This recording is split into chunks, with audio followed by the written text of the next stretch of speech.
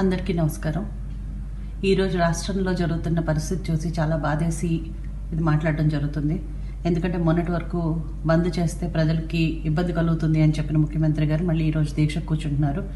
ఆయన బర్త్డే సెలబ్రేషన్గా ఈరోజు ఈ దీక్షకి పూనుకొని ఇది ఒక పెద్ద మెగా ఈవెంట్లా చేస్తూ ప్రజాధనాన్ని మెగా ఈవెంట్లకు ఖర్చు పెట్టడానికి అధికారం సీఎంకు ఉందా? ఇది మనందరి డబ్బు. ఇది స్టేట్ గవర్నమెంట్ ట్రెజరీలోంచి ఖర్చు పెడుతున్న డబ్బు. మంత్రుల పర్యవేక్షణలో జరుగుతున్న ఈ మెగా ఈవెంట్ స్పెషల్ స్టేటస్ కోసం చేస్తున్నామని చెప్తున్న తెలుగుదేశం ప్రభుత్వం, లేకపోతే స్టేట్ గవర్నమెంట్, మిగతా పార్టీస్ అన్నీ కూడా స్పెషల్ స్టేటస్ కోసమే పోరాడుతున్నాయి. వాళ్ళందరికీ కూడా ఫండింగ్ చేస్తారా? లేకపోతే వైఎస్ఆర్సీపీ మొన్న ఎంపీస్ దీక్ష చేశారు, దానికి కూడా ఫండ్ చేస్తారా? జనసేన కూడా రేపు దీక్ష చేయాలనుకుంటుంది, దానికి కూడా ఫండ్ చేస్తారా? అసలు దీక్షలకి యాజిటేషన్స్కి స్టేట్ గవర్నమెంట్ ఖజానా నుంచి డబ్బులు ఖర్చు పెట్టే అధికారం స్టేట్ గవర్నమెంట్కి ఉందా? ఈరోజు రాష్ట్రంలో ఏ ప్రభుత్వ కార్యాలయం పనిచేయని పరిస్థితి ఉంది. జీతాలు ఇచ్చిన ప్రభుత్వ ఎంప్లాయీస్ని కూడా రోడ్డు మీద తీసి యాజిటేషన్స్ చేయిస్తున్నారు.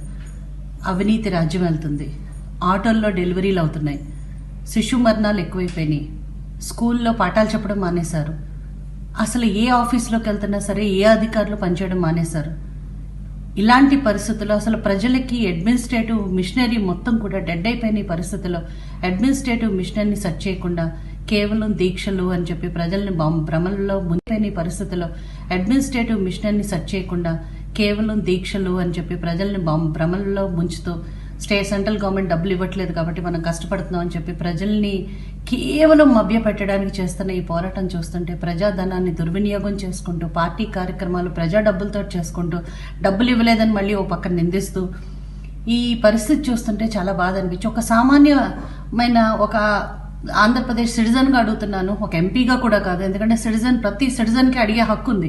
అడిగేవాళ్ళు లేరని అనుకోవడం వల్లనే ఈరోజు ప్రజాధనం ఎంత దుర్వినియోగం అవుతుంది. ఎన్నో ఈవెంట్ మేనేజ్మెంట్ గవర్నమెంట్ లాగా అయిపోయింది మన ఆంధ్రప్రదేశ్.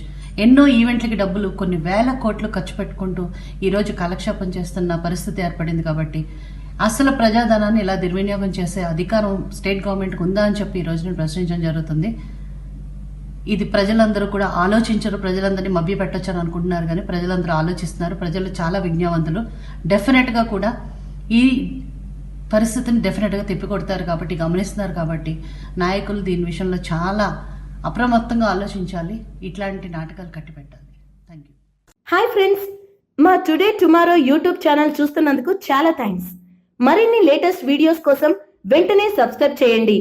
అలాగే ఈ బెల్ ని కూడా రింగ్ చేసేయండి. మా నోటిఫికేషన్స్ అన్ని మీ మొబైల్లో వస్తాయి.